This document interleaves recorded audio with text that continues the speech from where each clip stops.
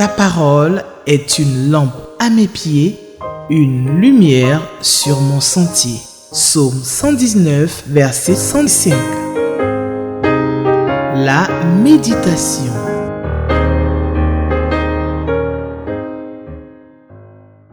Shalom, chers frères et sœurs. Que le nom du Seigneur soit béni pour cette occasion merveilleuse que nous avons encore de nous retrouver. C'est une joie pour moi d'être là encore avec vous et toute l'équipe de cette émission de méditation. Nous sommes plusieurs, vous le savez bien, nous nous relayons ici jour après jour. Nous sommes là pour ensemble conduire cette réflexion, ce temps de méditation de la parole de Dieu. Que le nom du Seigneur soit béni pour cette grâce que nous avons. Parce que lire la parole de Dieu, méditer la parole de Dieu, avoir accès à la parole de Dieu, c'est une grâce. Et nous bénissons le Seigneur. Même des gens qui sont dans des contextes un peu plus fermés, la télévision nous permet de pouvoir avoir accès à la parole de Dieu, nous asseoir, méditer avec d'autres personnes qui sont quelque part très loin. Et je sais que certains d'entre vous, vous êtes très loin de moi. Et puis moi aussi, vous considérez que je suis très loin. Mais Dieu nous permet au travers de la télévision de pouvoir nous parler, de pouvoir échanger, de pouvoir partager la parole de Dieu ensemble. Et nous bénissons le Seigneur pour Espérance TV, toute cette équipe dynamique qui fait ce travail formidable. Que le nom du Seigneur soit béni. Et nous bénissons le Seigneur aussi pour la lecture de la Bible qui nous donne cette opportunité de nous retrouver autour de la parole de Dieu. Et vous avez dans ce manuel, le lecteur, le découpage des textes bibliques pour que vous puissiez lire une portion chaque jour. Et non seulement vous pouvez méditer, vous avez l'occasion de méditer, mais en le faisant, au bout d'un certain nombre d'années, vous aurez parcouru toute la Bible, vous aurez lu toute la Bible. Ça, c'est vraiment formidable. Et je vous encourage à continuer ce temps de méditation de la parole. Nous allons prier pour notre méditation de ce jour avant de lire le texte et commencer à échanger. Nous prions le Seigneur. Père Céleste, nous te rendons toute la gloire, nous te bénissons, nous te magnifions. Tu es notre Dieu, un Dieu qui parle et un Dieu qui a parlé. Ta parole a été transmise par écrit et tu nous donnes d'y avoir accès en différentes langues. Et c'est une grande bénédiction. Et nous te prions maintenant, pendant que nous voulons méditer ta parole, que tu sois avec nous, que tu nous conduises, que tu renforces notre communion autour de ta parole, que tu transformes nos cœurs, nos pensées, et que toute notre vie soit à la gloire de ton nom. Parle-nous, Père, nous t'écoutons. Au nom de Jésus. Amen. Le texte de notre méditation aujourd'hui est tiré de la deuxième épître de Paul aux Corinthiens, 2 Corinthiens chapitre 3. Nous lirons les versets 7 à 18. 2 Corinthiens chapitre 3, les versets 7 à 18. Vous pouvez lire dans la version que vous avez. Moi, je fais la lecture dans la version Louis II. Donc, je vais faire la lecture et vous suivez.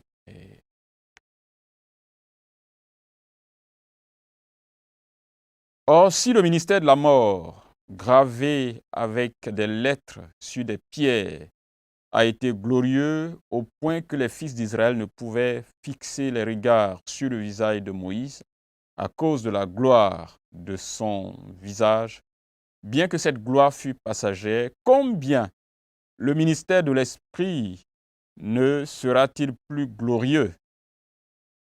Si le ministère de la condamnation a été glorieux, le ministère de la justice est de beaucoup supérieur en gloire.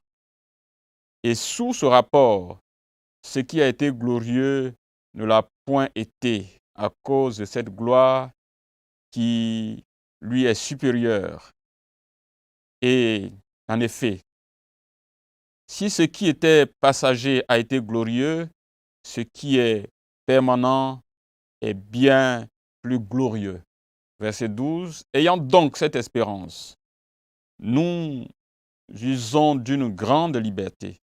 Et nous ne faisons pas comme Moïse, qui mettait un voile sur son visage pour que les fils d'Israël ne fixassent pas les regards sur la fin de ce qui était passager.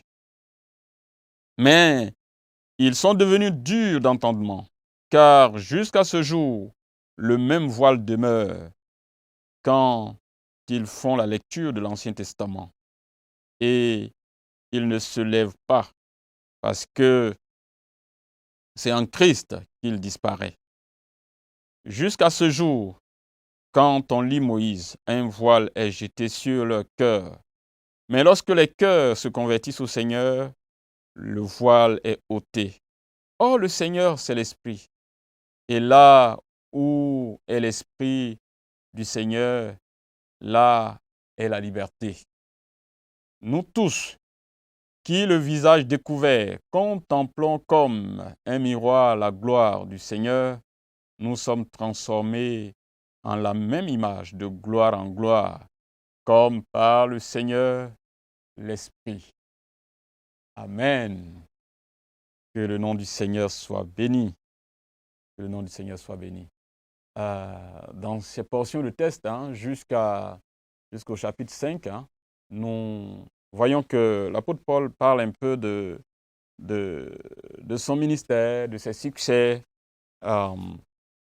et il parle aussi, bien entendu, de l'ancienne et de la nouvelle alliance. Il parle aussi de quelques difficultés de la tâche et un certain nombre de choses qu'il relate par rapport à son ministère. Et la partie du texte que nous venons de lire parle particulièrement de la nouvelle alliance. La nouvelle alliance que Dieu fait avec nous, qui est donc différente de l'ancienne. Donc il y a une sorte de comparaison, mais aussi toutes les bénédictions liées à la nouvelle alliance. L'apôtre Paul prend le temps donc de parler de ça ici, dans ce texte que nous avons lu. D'abord, nous allons voir dans les versets 7 à 11 qu'il parle d'abord de la supériorité de l'alliance nouvelle sur l'ancienne alliance. Donc, l'ancienne alliance ou la nouvelle alliance est supérieure à la nouvelle alliance. Et dans la deuxième partie du texte, donc des versets 12 jusqu'à la fin, donc jusqu'au verset 18, l'apôtre Paul va parler justement de la liberté. La nouvelle alliance nous donne accès à la liberté, nous rend libres, la liberté que nous donne la nouvelle alliance. Quelle bénédiction, quelle richesse merveilleuse. Revenons donc à la première partie de notre texte concernant la supériorité de la nouvelle alliance sur l'ancienne alliance.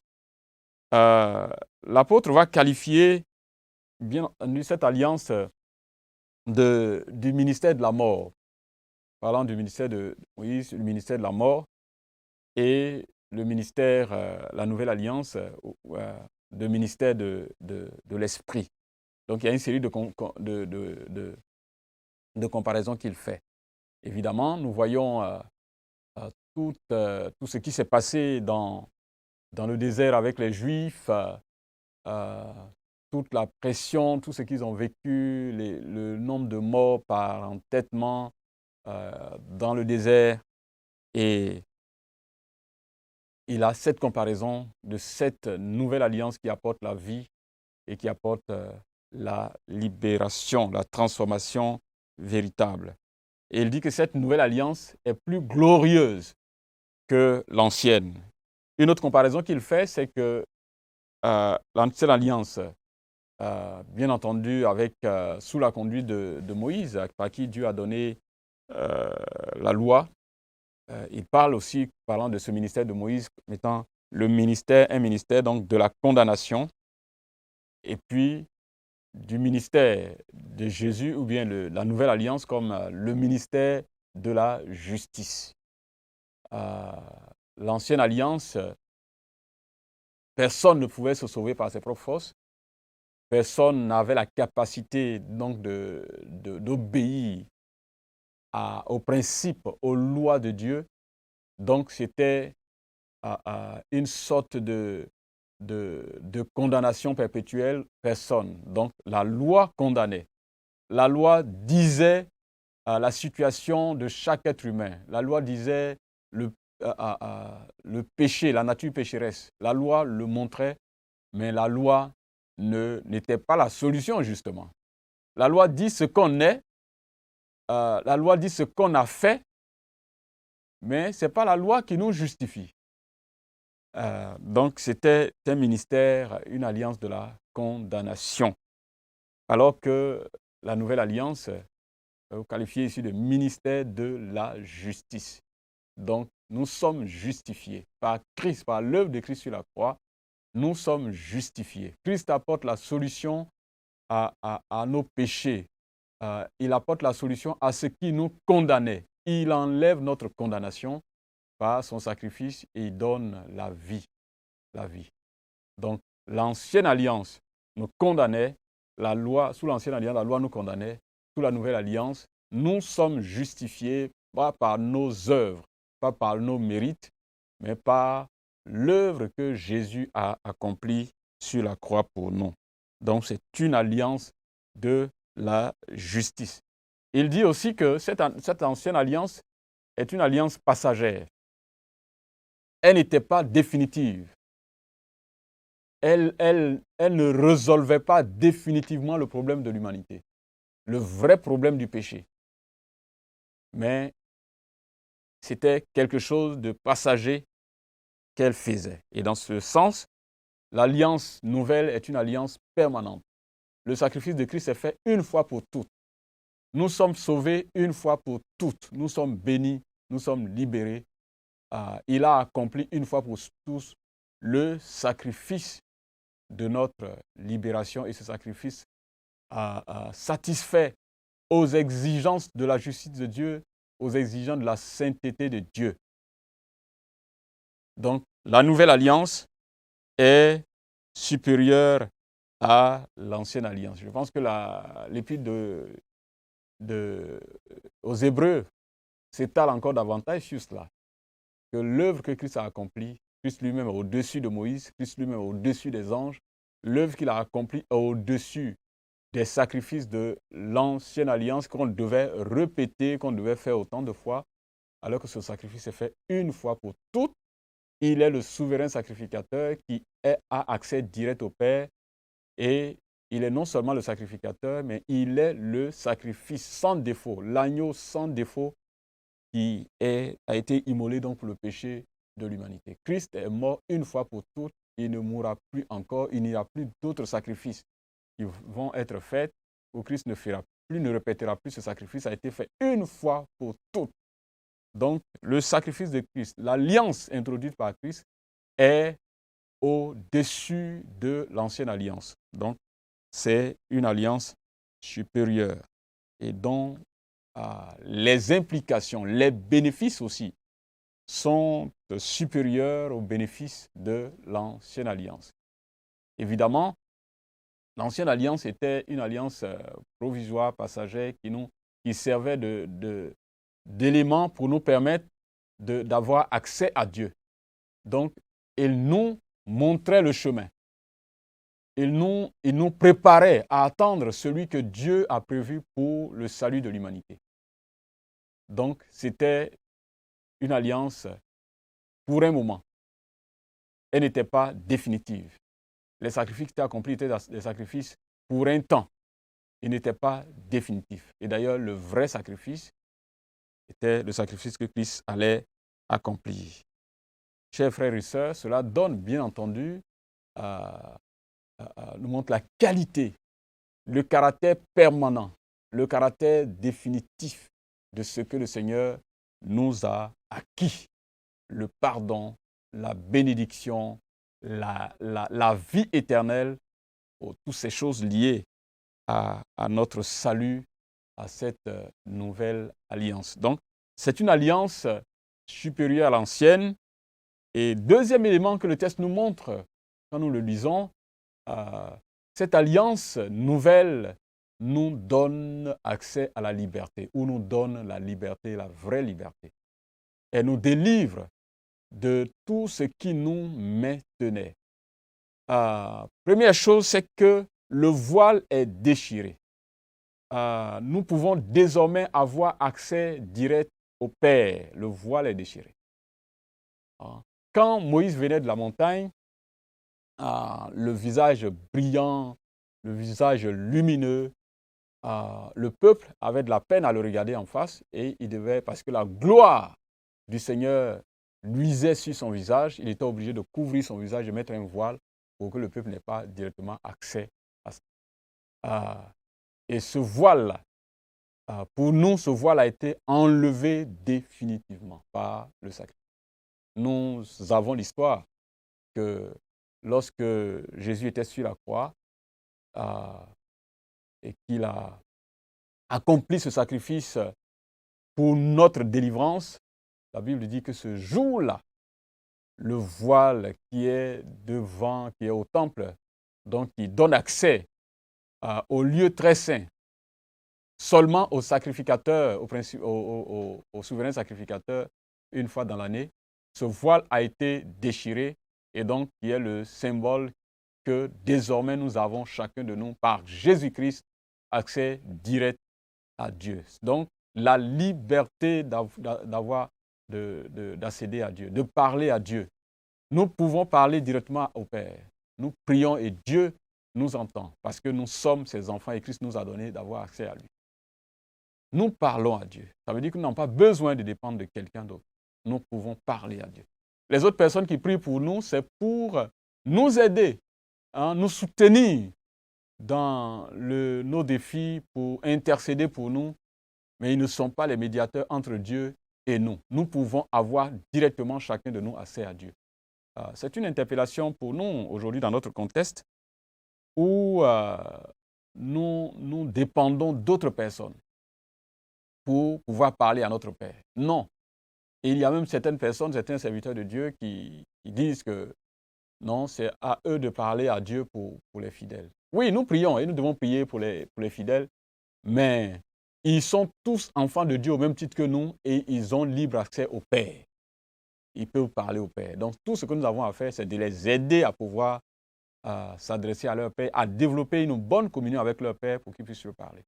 Parce que désormais, le voile est déchiré et nous avons libre accès au Père. Et l'Esprit de Dieu qui est en nous rend témoignage à notre esprit que nous sommes enfants de Dieu et que nous sommes libérés du joug ancien, libérés du pouvoir de celui qui nous maintenait esclaves, libérés du pouvoir du diable. Et donc, cela veut dire que le diable ne peut pas contrôler notre vie. Il ne peut pas avoir le contrôle de notre vie, à moins que nous lui donnions le contrôle de notre vie, à moins que nous menions une vie qui lui permet de nous influencer et nous donner la joie de vivre et nous empêcher de vivre la joie des enfants de Dieu et une bonne communion avec nous. Donc, le diable ne peut plus dominer sur nous, nous sommes libres de son pouvoir. Le péché ne peut plus dominer sur nous parce que nous avons le pouvoir du péché sur nous a été brisé. Donc, nous pouvons dire non au péché. Nous pouvons dire non à l'adultère. Nous pouvons dire non à la fornication. Nous pouvons dire non au mensonge. Parce que le Seigneur nous a donné la force, il nous en a libérés. Nous ne sommes plus esclaves de ces choses. La liberté d'avoir accès au trône de Dieu, de lui parler, la liberté de pouvoir parler à Dieu, mais libéré aussi de tous les jougs, tout le pouvoir de la chair, tout le pouvoir du mal, tout le pouvoir du péché. Nous en sommes totalement libérés. Ça, c'est des choses que nous devons garder à l'esprit. D'abord, je répète ou je rappelle que dans la première partie de notre texte, Paul nous parle de la supériorité de l'alliance nouvelle sous laquelle nous sommes sur l'ancienne alliance, parce qu'elle est permanente, parce qu'elle est une alliance qui nous donne, qui nous justifie, qui nous donne d'être libérés du poids de nos péchés. Donc nous sommes justifiés devant Dieu. Elle ne nous condamne pas. Nous ne sommes plus sous la condamnation, nous ne sommes plus sous la malédiction, sous la nouvelle alliance. Deuxième chose que nous avons vue dans la deuxième partie de notre texte, c'est que cette alliance nous donne d'avoir libre accès à Dieu. Le voile qui était entre nous et notre Père a été déchiré. Nous sommes libres d'accéder à Dieu. Nous sommes aussi libres du poids de nos péchés. Donc nous ne sommes plus esclaves du péché. Nous sommes aussi libres du poids de l'ennemi. Satan n'est plus notre maître. Il ne peut plus nous utiliser. Il ne peut plus agir dans notre vie comme il veut. Non. Donc, nous avons été libérés par cette nouvelle alliance. Et c'est un rappel que l'apôtre Paul fait aux Corinthiens et il nous le fait aujourd'hui. Quel est ton statut? Comment tu te sens dans ta peau? Penses-tu être encore sous un joug quelconque? As-tu la liberté de t'adresser à Dieu, de parler avec lui? Si tu n'as pas cette liberté, si tu ne le sens pas justement, soit c'est une ignorance et tu as besoin de relire ces passages pour t'aider, ou alors simplement, tu n'as jamais accepté Jésus comme ton Seigneur et Sauveur. Et ce voile est enlevé justement par le fait que nous sommes convertis, c'est-à-dire nous avons accepté Jésus comme notre Seigneur et Sauveur, nous l'avons reconnu comme étant notre libérateur, celui qui est mort sur la croix pour nos péchés. Et donc, nous sommes libérés du poids du péché, nous sommes libérés du poids du mal. Nous ne sommes plus esclaves.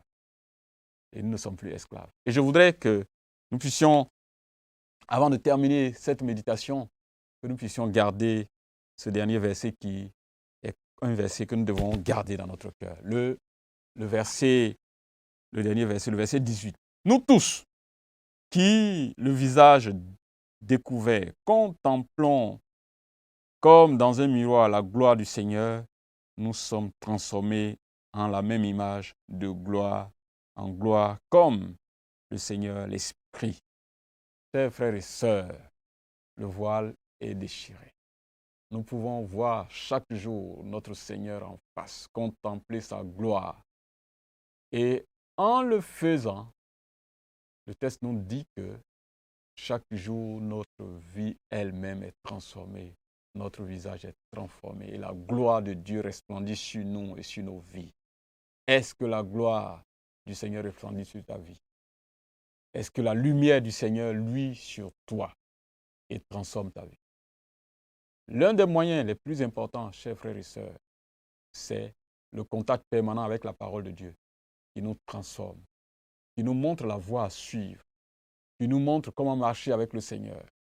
Et notre vie va être chaque jour encore plus rayonnante pour la gloire du Seigneur. Et la gloire, la joie, la liberté, la bénédiction de cette nouvelle alliance dans laquelle nous sommes, scellée par le sang de Christ, cette bénédiction rejaillira sur nous.